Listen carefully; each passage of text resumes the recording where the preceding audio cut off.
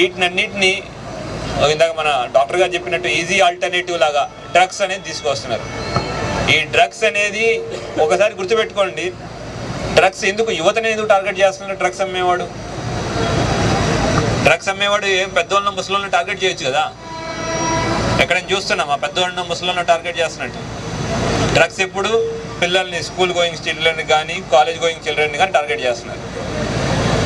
వినపడుతుందా? ఓకే. ఒక చిన్న డౌట్, డ్రగ్స్ ఎవరికి అమ్ముతున్నారు? ముసలికి అమ్ముతున్నారా? చిన్నపిల్లలకి ఎందుకు అమ్మాలా? స్టూడెంట్స్కి ఎందుకు అమ్మాలా? డ్రగ్స్, నేను ఇక్కడ రాకముందు నేను నార్కోటిక్స్లో పనిచేశాను. ఆ డ్రగ్స్ చైన్ ఎట్లా ఉంటుంది, ఎందుకు చేస్తారు అనేది కూడా మేము స్టడీ చేసాం. మాకు తెలిసి మాకు అర్థమైంది ఏంటి అంటే, మన దేశ భవిష్యత్తు యువత చేతిలో ఉంటుంది. మన దేశ భవిష్యత్తుని చెడగొట్టడానికి అంటే ఎట్లా మన నైబరింగ్ కంట్రీస్ ఉన్నాయి కొన్ని, మన మీద యుద్ధం చేసి డైరెక్ట్ గెలవలేక ఈ డ్రగ్స్ని తీసుకొచ్చి మన యువతని ఇంపాక్ట్ చేద్దామనే ప్లాన్లో ఉన్నాయి. దీనివల్ల ఏంటి అంటే మన యువత, మన ఫ్యూచర్ దెబ్బతింటుంది. మన ఫ్యూచర్ దెబ్బతింటే నెక్స్ట్ జనరేషన్. ఇప్పుడు మన పక్కన కంట్రీస్ ఇండియాతో ఫైట్ చేయలేక మన ఆపరేషన్ సింధూర్ అంటాం, మనం యుద్ధం చేస్తున్నామని భయపడి డైరెక్ట్ యుద్ధం కాకూడదు కానీ మన దేశాన్ని నాశనం చేయాలి అని ఈ డ్రగ్స్ తీసుకొచ్చారు.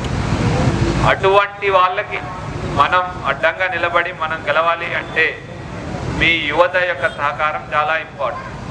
ఇందాక మా అడిషనల్ డీసీపీ గారు చెప్పినట్టు అందరికీ డ్రగ్స్ వద్దు, డ్రగ్స్ లేని సొసైటీ బాగుండాలి అందరూ కోరుకుంటారు. మన వంతు మనం ఏం చేస్తున్నాం, అటువంటి సొసైటీకి మనం ఏం చేస్తున్నాం?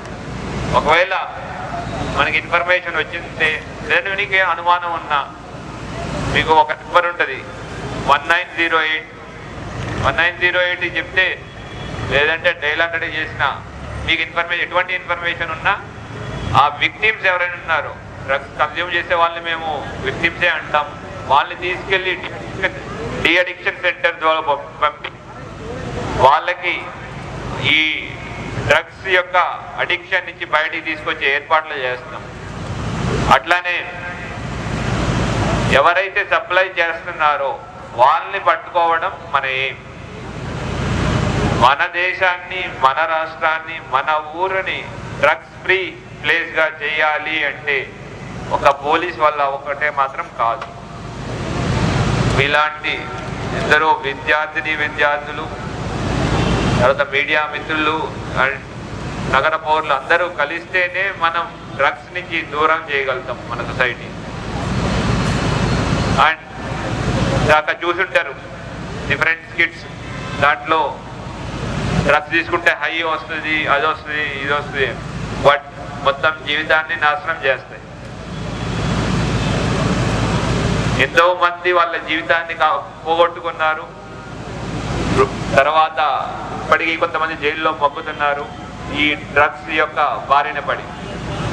మనం మన వాళ్ళని, మన చుట్టుపక్కల వాళ్ళని కాపాడాలి, మన దేశాన్ని కాపాడుకోవాలి అంటే ఈ డ్రగ్స్ నుంచి దూరం పెట్టాలా. ఎటువంటి ఇన్ఫర్మేషన్ ఉన్నా నలుగురికి మీరు చెప్పాలా, డ్రగ్స్ వల్ల వచ్చే అనర్థాలు చెప్పాలా. డ్రగ్స్ వస్తున్నట్టు కానీ, డ్రగ్స్ యూజ్ చేస్తున్నట్టు కానీ ఇన్ఫర్మేషన్ ఉంటే పోలీస్ వాళ్ళకి చెప్పాలా. ఇప్పుడు ఒకటే గుర్తుపెట్టుకోండి, always say no to drugs. Say గట్టిగా, say no to drugs, say yes to life. మన జీవితానికి మనం వేసానాలా, డ్రగ్స్ కాదు. Say no to, say yes to, say no to, say yes to, గట్టిగా say yes to, say no to drugs, say yes to life. మన జీవితాన్ని మనం జీవిస్తాం, సంతోషంగా జీవిస్తాం, ఆనందంగా జీవిస్తాం, ఆరోగ్యంగా జీవిస్తాం. మనం డ్రగ్స్ జోలికి వెళ్ళండి అని గుర్తుపెట్టుకోవాలి. సో ఈ ఎంత ప్రోగ్రామ్ని అరేంజ్ చేసిన పోలీస్కి, తర్వాత ఇక్కడ ఈ ప్రోగ్రామ్కి స్టూడెంట్స్తో పాటు వాళ్ళ చేత కిడ్స్ కానివ్వండి, డ్యాన్స్ కానివ్వండి, కొరియోగ్రాఫ్ చేసిన వాళ్ళ టీచర్స్ అందరికీ, అలానే అక్కడ వచ్చి పర్ఫామ్ చేసిన స్టూడెంట్స్ అందరికీ నిజంగా